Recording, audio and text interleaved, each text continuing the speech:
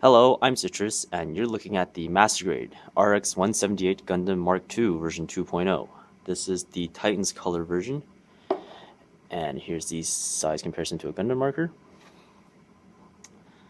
This came out in March of 2006,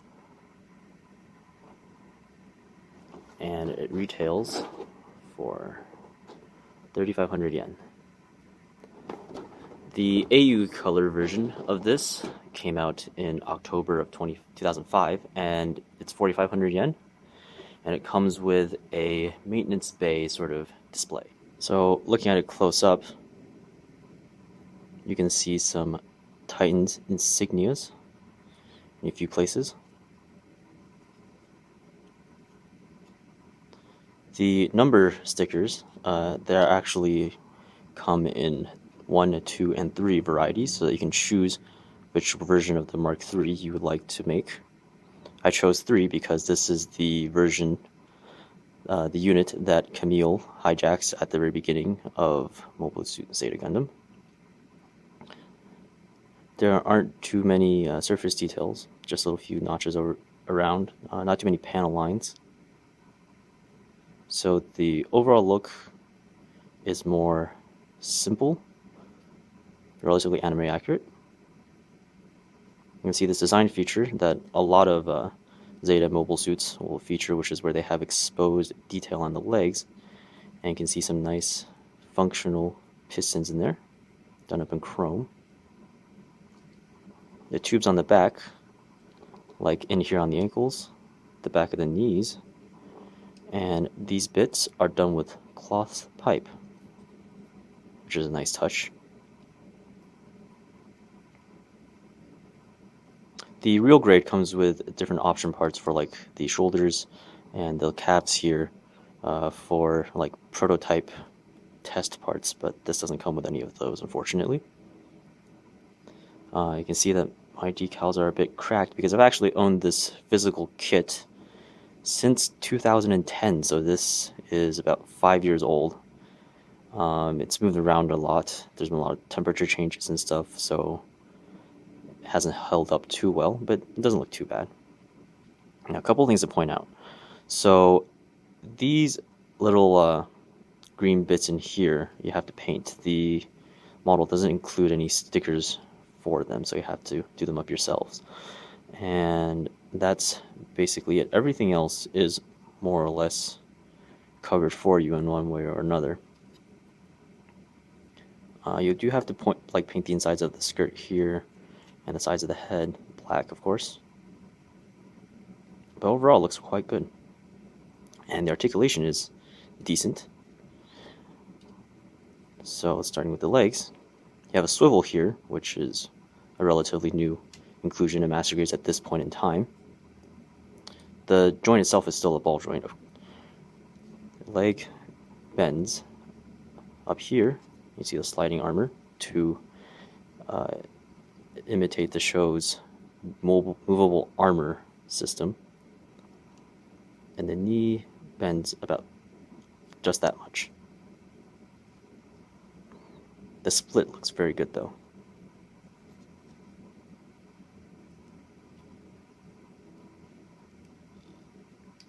The ankles bend down quite far and up, and you can see this piece moves like so. Not too much motion in the ankles. They're kind of restricted by these large ankle guards on the side. And you can't rotate them too much either because of the pistons. They have to remain attached at the top, of course. But back and forth motion is good. You can bend the toes together or spread them apart. There's also the moving hips.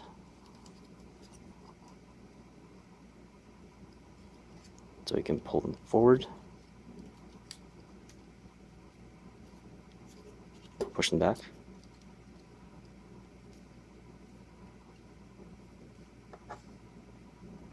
Now the waist is a simple mushroom peg swivel, like so.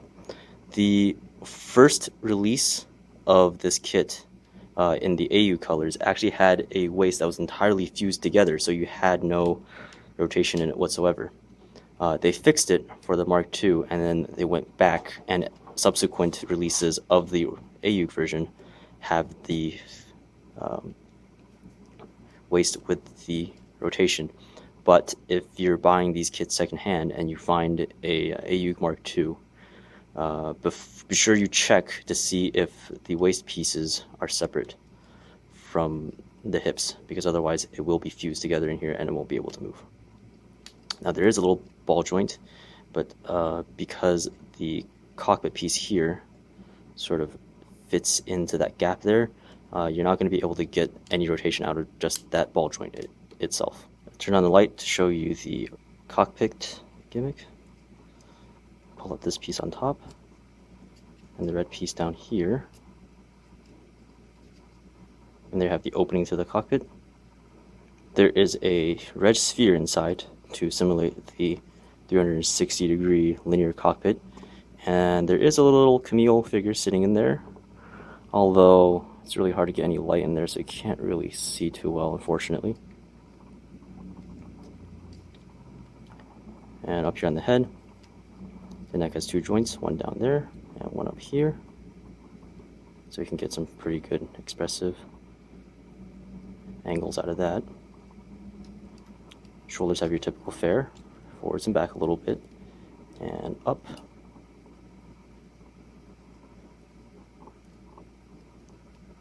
Rotate, swivel, double jointed bend in the elbow. And it's really cool because there's this little piece of armor that will slide in,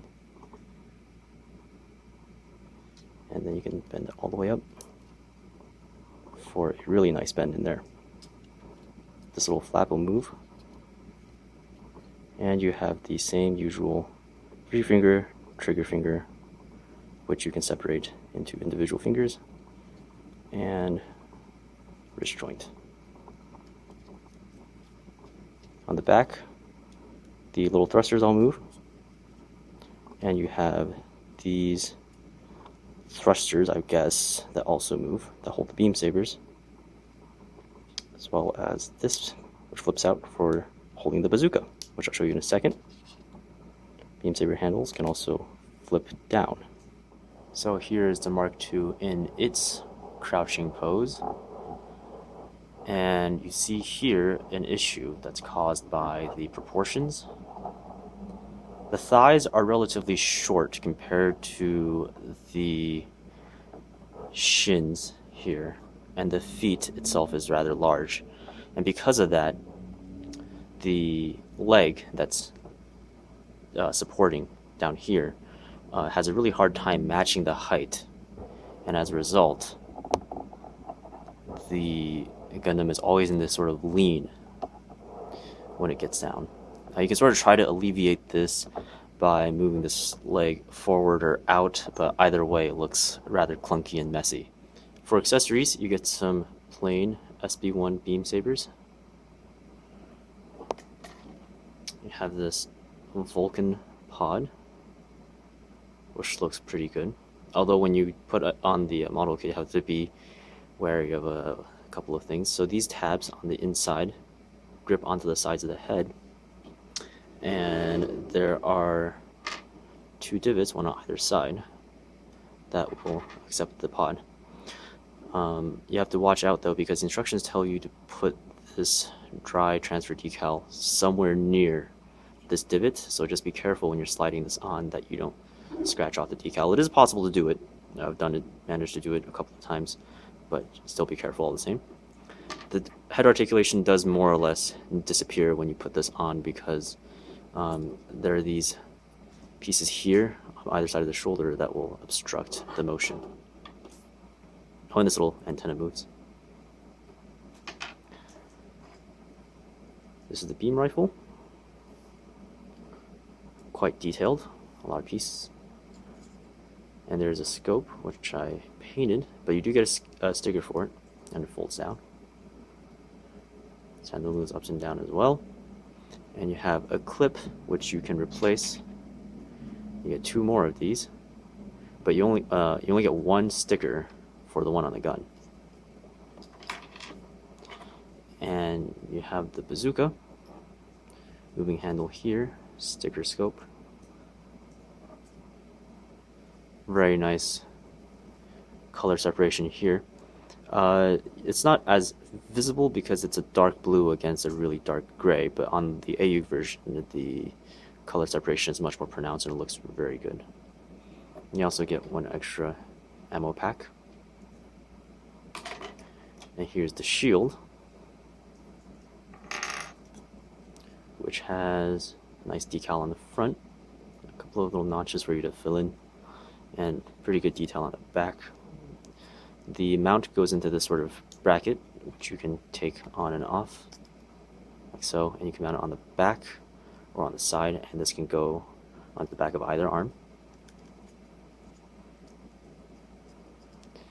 You have a rotation here, and you have the gimmick where you can push it down, slide it, and collapse it, which looks pretty good from the front, but as you can see here, it's rather thick. You just tap it back in to make it stay closed, and it's pretty solid. These little squares here will accommodate the extra beam rifle ammo packs, like so. And that's basically it. You do have these little squares here on the beam rifle and on the rocket ammo pack that will go into the notches here on the side skirt. Notice again that there are dry transfers here. I don't know why Bandai feels it's appropriate to put those decals near places where you're going to have a lot of plastic to plastic contact, but there you go, another thing to watch out for. So here's the final spin.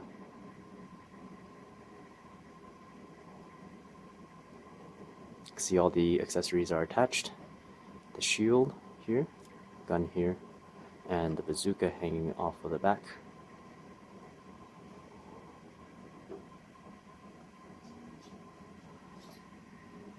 Unfortunately, I don't really think I can recommend this kit too much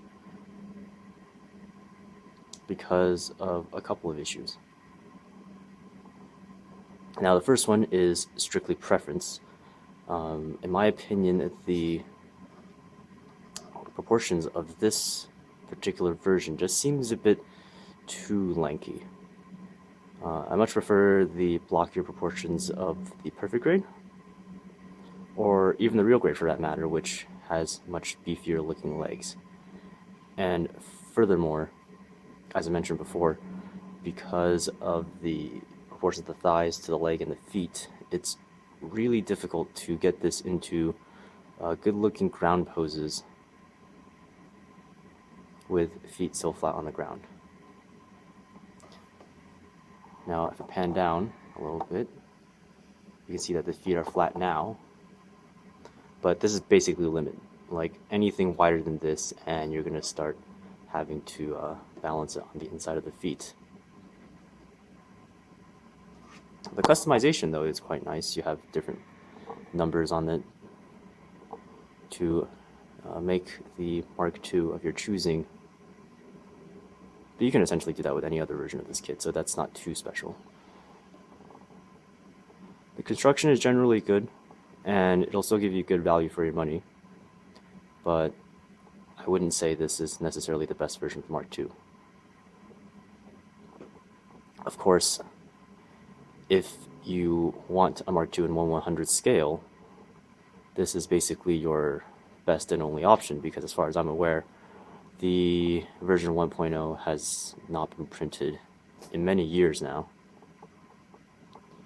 and the original 1/100 scale no grades that came out when the Zeta Gundam originally released in the 80s are very, very rare.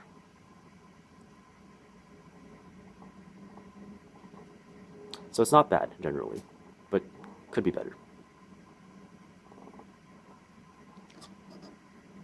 So that's all for this review, and I'll see you guys next time.